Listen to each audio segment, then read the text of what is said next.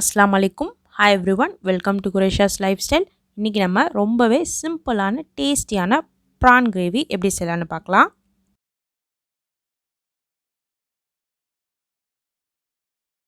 பேனில் 3 table spoon oil add பண்ணிக்கிறேன். கொஞ்சமாக சோம்பு ஆட் பண்ணிக்கிறேன். சோம்பு பொரிஞ்சதுக்கப்புறம் 5 பல் பூண்டு ஆட் பண்ணிக்கிறேன். கருவேப்பிலை கொஞ்சம் போட்டுக்கிறேன், ஒரு கொத்து. இதை வதக்கி விட்டுக்கிறேன்.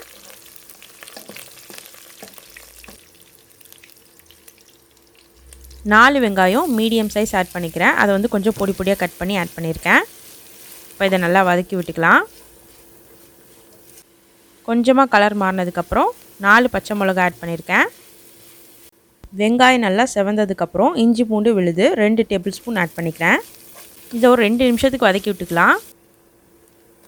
3 மீடியம் சைஸ் தக்காளி, இதை வந்து மிக்சியில் அரைச்சிட்டு ஆட் பண்ணியிருக்கேன். இது வதங்கினதுக்கப்புறம் மசாலா ஆட் பண்ணிக்கலாம். 1/2 டீஸ்பூன் மிளகாய்த்தூள், 1 டீஸ்பூன் மிளகு சீரகத்தூள், 1/4 டீஸ்பூன் மஞ்சத்தூள், கொஞ்சமாக உப்பு ஆட் பண்ணியிருக்கேன். இப்போ மசாலா வாசம் போகிற வரைக்கும் நல்லா இதை வதக்கி விட்டுக்கலாம்.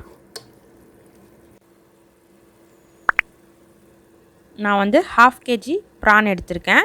இது இப்போ ஆட் பண்ணிக்கலாம். இதில்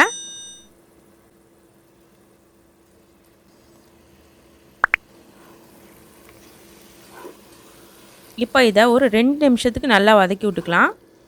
ப்ரானில் அந்த மசாலாலாம் ஏறணும். நான் கொஞ்சமாக தண்ணி ஆட் பண்ணியிருக்கேன். ப்ரான்லேயே கொஞ்சம் தண்ணி வரும், நான் கொஞ்சமாக ஆட் பண்ணியிருக்கேன். அப்போ தான் கொஞ்சம் கிரேவி மாதிரி கிடைக்கும். இதை மூடி வச்சு ஒரு 10 மினிட்ஸ் ஸ்லோ ஃப்ளேமில் வச்சுக்கலாம். இப்போ இது நல்லா வெந்துடுச்சு. கிரேவி நமக்கு ரெடி ஆகிடுச்சு. பார்க்குறதுக்கே சூப்பராக இருக்குது, ஆவி பறக்க. கொஞ்சம் கருவேப்பிலை கொத்தமல்லி ஆட் பண்ணியிருக்கேன். இன்னும் கொஞ்சம் சுண்ட விட்டோன்னா நல்லா கட்டியாக சைடிஷ்க்கு நல்லாயிருக்கும். ரொம்ப மசாலா எதுவும் ஆட் பண்ணாமல் சிம்பிளான ப்ரான் கிரேவி சூப்பராக ரெடி ஆகிடுச்சு.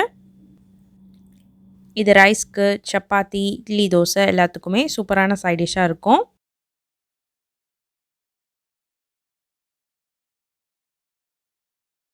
நீங்களும் ட்ரை பண்ணி பாருங்கள். பிடிச்சிருந்தால் ஷேர் பண்ணுங்கள்.